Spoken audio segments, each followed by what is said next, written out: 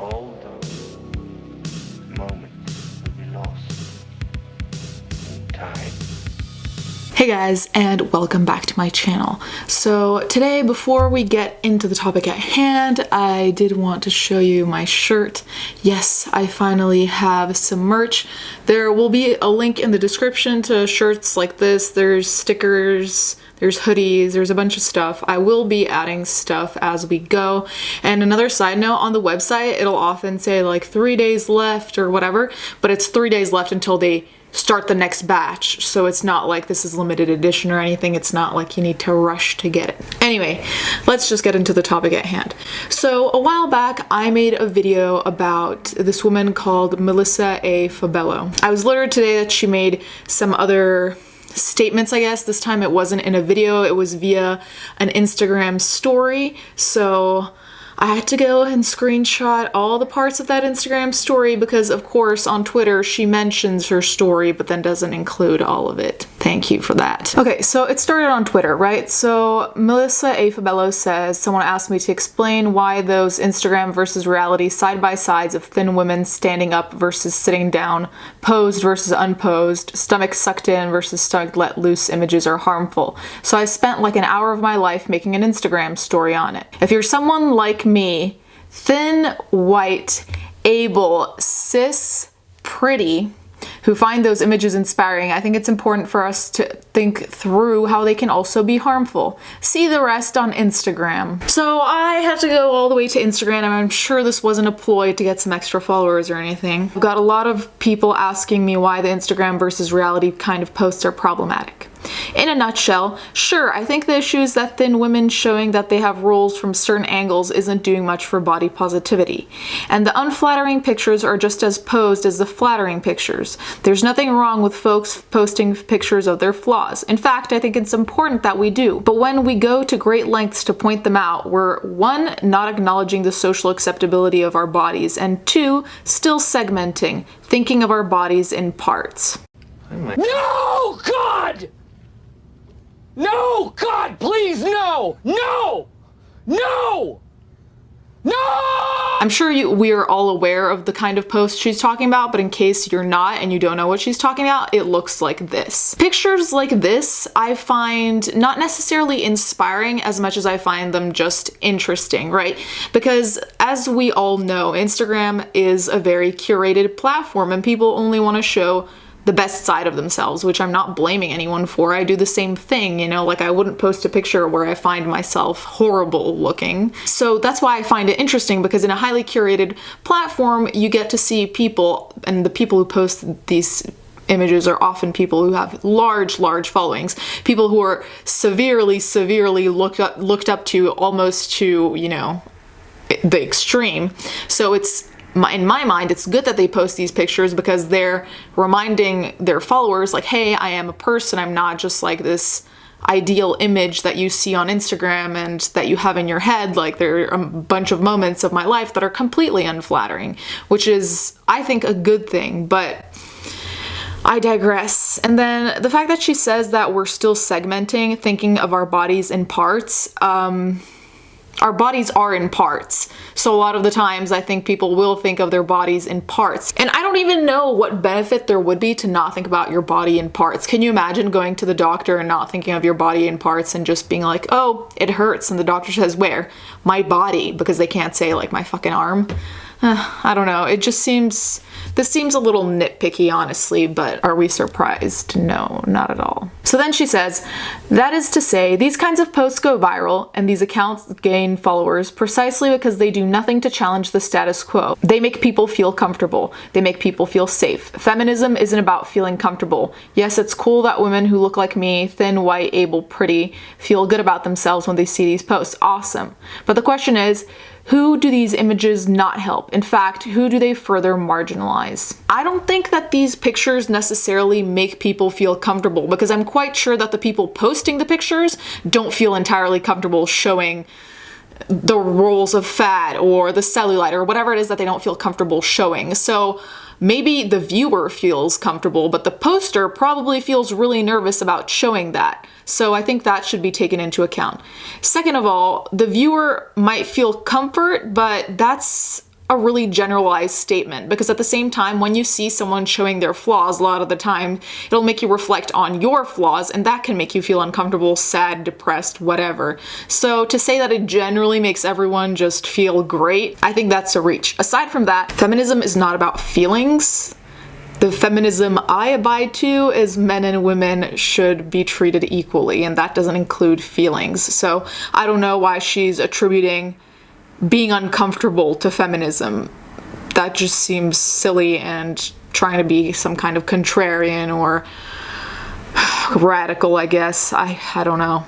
She says, who do these images not help? In fact, who do they further marginalize? So this is a thing that came up in my queer theory class, and I think that this is legitimately a big problem about people who are in the social justice scene. They want everything to be addressed all the time by everyone, and that's not realistic. You know, like when the whole Black Lives Matter thing was going on, and then there were some people saying all lives matter, and then there were people saying, but this is just focusing on Black lives. Social justice warriors were really the people who were saying, hey, we're just focusing on Black lives.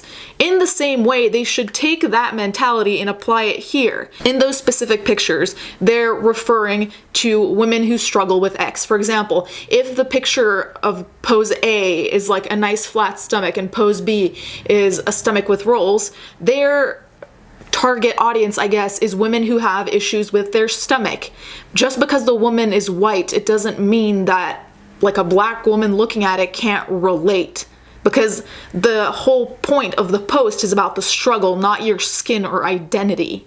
So I don't really think it can marginalize people. The worst thing it can do is that maybe someone won't relate. Maybe they won't relate because they have a six-pack, so they're like, I don't know, I can't relate to having rolls on my stomach. If there's a post about cellulite, the point will be for people who have cellulite to relate. The fact that she's flattening these posts down to being like, oh, it's a white person posting it, so it's going to marginalize anyone who's not white, or it's like a Black person posting, so it's going to marginalize anyone who's not Black, or whatever, is stupid to me, because the reality is that people see beyond just like identity politics, but here it seems like that's really the bottom line. I feel like Fabello is pretty much missing the point of the posts entirely, because the central point of the post is about the flaw rather than, you know, like the person posting it. Some people aren't just fat in an unflattering photo or when they sit down. Some people are fat always. And fat people can't just feel good about themselves out of oppression. They are marginalized by medicine, by the criminal justice system, by hiring practices, and more. People of color, trans people, disabled people are still marginalized by beauty standards. They don't magically become pretty when they stand up or suck in their stomach. These same groups experience violence at astounding rates because of their bodies. Now, I know a lot of you are probably asking yourself, why are you dressed in a plus-size suit? Because you're kind of doing Michael Klump. How do you know Michael Klump? Because it's your making fun of fat people character. How dare you? Michael Klump is a celebration. The posts that we're talking about are posts that are specifically centered on a group of people. We cannot address every single person and issue in every post. So the real solution to the problem Fabello finds is that there should just be more posts oriented to different groups, but you can't fault one group for making a post that relates to them. Does that make sense? So I don't understand the point of being angry that certain posts don't help everyone, because that, it doesn't make sense to me, this whole inclusivity in every single thing. The reality is we can't include every single person in every single circumstance in one post, especially on Instagram. The same way we can't give one pill that will cure every single thing. There are things that are directed to certain audiences, and there's nothing wrong with that. There really isn't. I don't know why we're taking issue with that, especially because she's turning it into more than just a post about like, hey, don't feel bad about yourself if this is your body, because look, other people have the same issue. She's turning it into more of a political and social issue than it really is. Who is a thin, white, able, cis woman helping when she shows that she has rolls when she sits down? Other people who look like her, whose greatest struggle with their bodies is that they don't feel pretty enough? That's not nothing. I know it is inspiring for some people. It sure as hell helps me. But it actually actively hurts other people, and it pushes people with more marginalized bodies further to the margins. So no, I don't really give a fuck if it makes thin white women like me feel good, because what the fuck does that do for people who are being murdered? So like I said, she turned it into a political thing because talking about Instagram posts that are focused on aesthetics and body image, self-confidence, whatever, relating that to murder is not only an immense reach and jump, but it's like you're trying to make a connection that isn't really there in this specific instance. So I don't really know what Fabello is trying to get at. Like, I understand she's trying to say that these posts are problematic, but the reasons she's listing don't seem to really apply. And I think it's really presumptuous to say that a person who isn't white couldn't relate to a picture of someone who's white showing flaw X, the same way that a person who is white can relate to a black person showing flaw Y. You know, I just think it's very insulting to flatten people out to their skin color and not being able to relate past that. There's more of this stuff and it just keeps going and going, and honestly, I don't think I can really handle much more of this.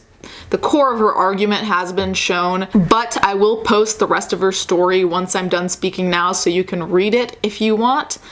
Anyways, guys, let me know what you think about all this. Let me know if you agree with her. Let me know if you've seen these posts and you think they're helpful, harmful. Just let me know all around. Thank you guys so much for watching. Thank you to my patrons as always, and we'll get into the fan art right after I post the rest of her story if you even care to read it.